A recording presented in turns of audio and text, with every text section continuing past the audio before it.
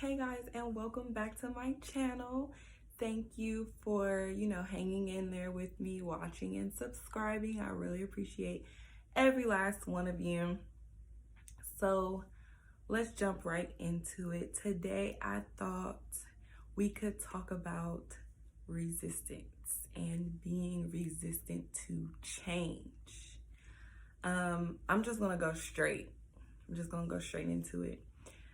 When you're on your journey and you begin to heal and you find what is working for you, whether that be journaling, meditation, prayer, whatever you start grabbing a hold on and figuring out is best for you, there's going to come a time where you start feeling resistant.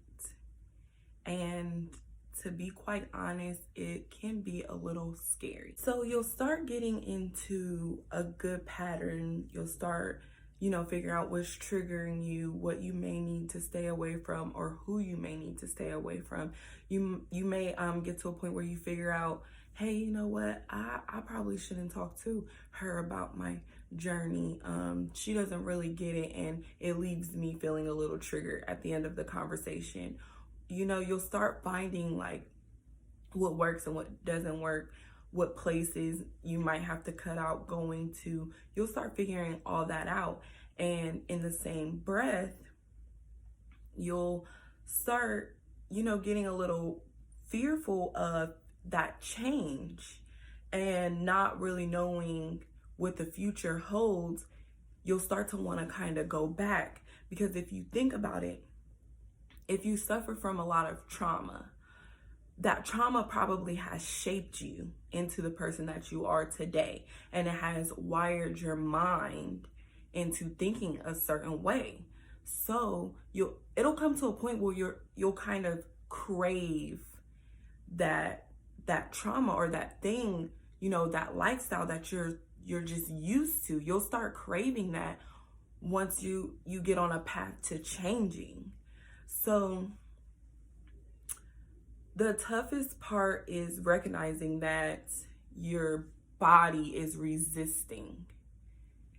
And it may sound crazy because, people talk about these things when it comes to like drug and alcohol addiction, or even with food, craving food, or, coming to a point where you've been doing good all week and then bam, your body is just craving that sugar or craving that meat. And you're like, why is this happening? It's the same way with your healing. And I think that's the biggest part to realize, is to know when that resistance is about to pop up, or, understanding when it's coming. Like, why all of a sudden do I just want to listen to these things or want to go to these places that I know can hurt me? Because trauma is in our DNA. It's in our bodies. That's why it's good to exercise and to find those people to talk to when you start feeling that resistance. Yeah, this is a really quick video. I'm sorry, guys. I feel like it's really to the point. It's really to the point. So, of course, I'm gonna pound this into y'all. Goals, journaling, get it done. So steps to accomplishing when you start feeling that resistance, when you start feeling that pull to want to go back, to those things that you're fighting so hard, so desperately to get away from, the things that you're, working hard to change your mindset, to rewire your mind. It's so important to know that a lot of the things that we are going through is because of how our brains were wired, especially if you're coming from a place of experiencing childhood trauma. Your brain has literally been wired to work a certain way. So it's important to understand that, and it's important to know that you can start working to rewire the mind. So again, steps to accomplishing this goal: support, having your support team, finding your support person, knowing who to call on when you start feeling like you want to resort and go back. Praying, meditating, So important. Journaling, that's all, to me, that's all in one. Getting your meditation down, getting your praying down, and journaling. Because to me, journaling is a form of meditation. And then digging deep with inside yourself and understanding that this is change, this is new, this is a new lifestyle. You're really, going against what you've known and the way that you've thought and worked and processed things your entire life. So it's not going to come in a day. It's not going to come in a week or a month or a year. I spent all of 2020, and before 2020, I started this journey. And, there were times where I thought, like, why isn't this working right now? Like, I'm doing the work, but this is a lifestyle. This is a lifetime journey, especially if you're coming from childhood trauma, especially because this may be something that you have to work towards your whole life. So just think about that. It's important to understand that these changes don't come overnight.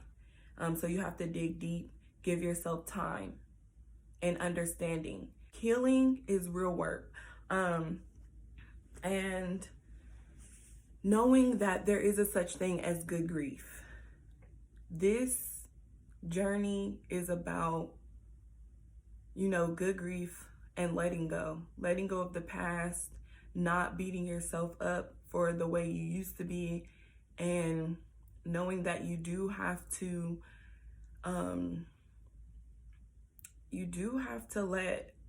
let go of that old person, let go of that old mindset and grieve it. Don't be afraid to grieve it. Don't be afraid to, cry it out, let it go. Allow yourself to feel that grief, that the fact that you're changing and you're coming into a new, but it's a good grief. It's a good sadness. So be generous. Be generous. Be kind to yourself. Be kind to your mind. This no one said it was going to be easy. I don't know anybody say it was going to be hard either. But I'm just saying. Be nice to yourself. All right? Talk to me. Be open with me. Let's do the work together. I mean, I feel like we hit such a milestone. I know I just did the last part and I'm supposed to stop, but then more came to my mind. So listen, I know we just hit this huge milestone where everybody is like open. We're so open and talking about our mental health. Like, we did away with that. It's my business. I ain't gonna talk about it. It was in my family, and we're not gonna share. And no, we did away with that. We're out in the open with it.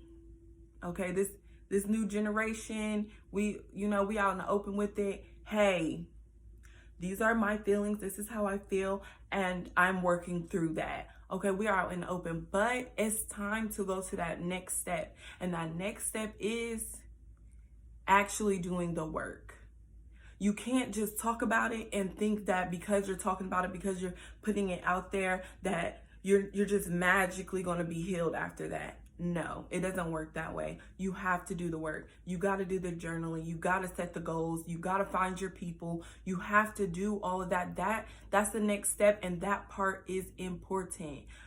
The first step, yes, admitting that there's a problem. Second step, doing the work. You have to do the work. Find people in your community. There's so many free resources, so many free classes, groups that you can get into to help you. So again, guys, like, comment, subscribe, and I will see you guys next week. Thank you.